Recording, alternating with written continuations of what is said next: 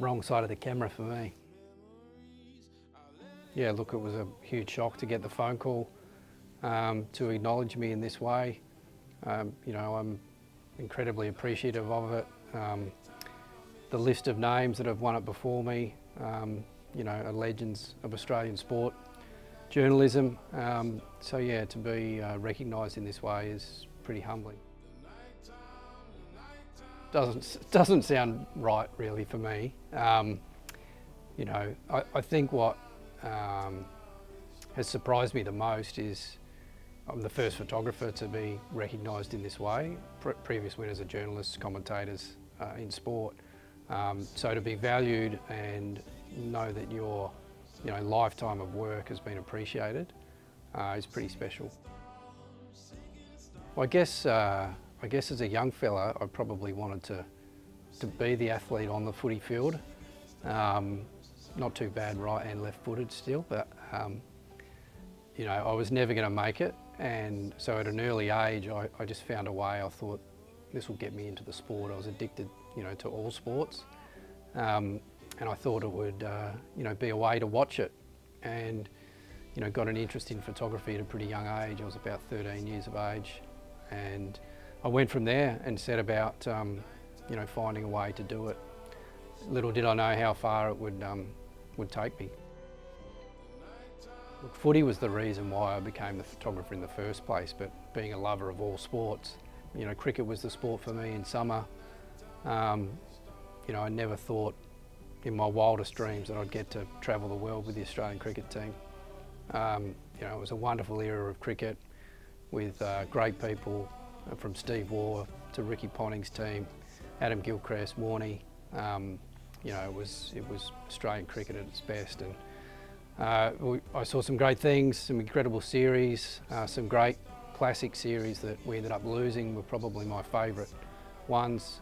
India in 2001, England the Ashes in 2005. It's a hard grind getting through a cricket tour, getting through any sport to be honest, but yeah, it's what we love to do. I love the pressure of it all, and you know, I love that we only get one chance to get that picture. I've been pretty lucky. I moved to Sydney for the Sydney Olympics. Had no idea I'd managed to go on and cover 5 Olympic Games. And Sydney with Kathy was, you know, absolutely incredible. You know, London capturing Sally Pearson's gold medal. You've got 11 seconds to try and get that right, and you know, had 3 cameras on it. And for her to win gold there was fantastic for athletics in Australia. And then, you know, to cover Usain Bolt, I saw every one of his gold medal sprints when he was a young fella coming through in Beijing, and none of us knew who was going to win that race. So, you know, trying to pick the winner in the 100 metres final is one of the toughest things you can do in sport. The pressure of, you know, waiting for that moment and the hush that goes over the stadium. So yeah, it's been a special career. I guess for me, like, people often ask what your favourite photo is, and for me it's always the one that I've just taken, something that I've just achieved. There's obviously a few standouts from it. Timmy Cahill, when he jumped on the fence in front of me, had a sort of small lens zoomed out one-handed to catch him actually standing here. It was a pretty nice picture. You know, plenty from the cricket and the Ashes. Bud's 1000 was, you know, something else. To the pressure that was on Bud that night was absolutely insane, and to see the relief on his face when he got the goal. But equally for me, the relief of getting the picture. Yeah, look, I've been around the Swans for a pretty long time since I've been in Sydney. You know, 25 plus years. So obviously, yeah, the premierships in 2012 was terrific to be there.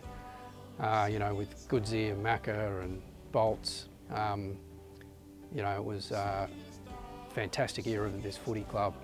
But I think in the recent times, just, you know, being on the edge of my seat on the boundary line, and the way the SCG has been rocking in the last few years is, you know, some of the games there have been absolutely incredible. I could never be the photographer that would just, turn up to the event and go home. I kind of had to get to know the athletes, whatever sport they were in and wherever I was. I just had an interest in their careers. And so part of that was, shooting portraits of them and documenting them for milestones or whatever. Luke Parker's one for his 200th, I think it was up using a concrete wall in the back of the Noble grandstand when the light sort of started filtering through, and ended up creating a picture with my light and the shadow of Parks as though he was running out for his milestone game, and that was one of my favourite portraits. Goodsy, 20 years on from Nicky Winmar's stance against racism, and I'd get to the spot and notice the sun sort of just dropping and trying to compose it through the gap in the stands, and I'd set, and then we'd stand there and the sun would have moved again, so we had to pick up and move. And Goodsy, the champion that he was carrying my lights across the ground, and he said, "Phil, why don't you go right to the end and we'll wait for the sun." So we did. We went there and we just waited, and only took a few frames, but it kind of worked. Yeah, I've been lucky that the Giants have come into the competition during my career. For starters, it meant I got footy every week, and I think it's wonderful for footy in New South Wales. They've been a force in the competition. They're always up there. So many great people at the club. 2016, they were nearly there, and the Bulldogs put them out in an incredible prelim. And then 2019, they got back there, and I was sort of deep up one end of the MCG. The siren was imminent, and I wasn't going to be able to be where the action was. I noticed Toby Green standing in the race not far from me, who had missed the prelim, looking at each other and the eye contact, knowing that in a minute there's going to be a reaction. Collingwood are going to get a goal and they're going to lose and be out, or the siren's going to go and they're going to make the grand final, and Toby will get to play that game. Yeah, it was just an incredible moment to be there and witness, let alone just to capture some pictures of it. Look, for starters, it was my mentor, Ray Titus, in Adelaide. He was the footy photographer. He covered cricket tours. He took me under his wing. I did work experience with him when I was 15, and by 17 I'd landed a job in the darkroom of the Adelaide News. And moving into my career and getting to know the athletes, Steve Wall was fairly influential. I managed to decide he was going to retire, and I wanted to document him, and it was when I started my portrait sittings of the Australian captains. And Steve was a ruthless captain, and he always made me want to be better as well. We got pretty close on tours. Cricket, it's quite a small group that's away touring, so you would get pretty close with the group of people you're away with. And then I decided to keep documenting those captains, which I'm still doing today.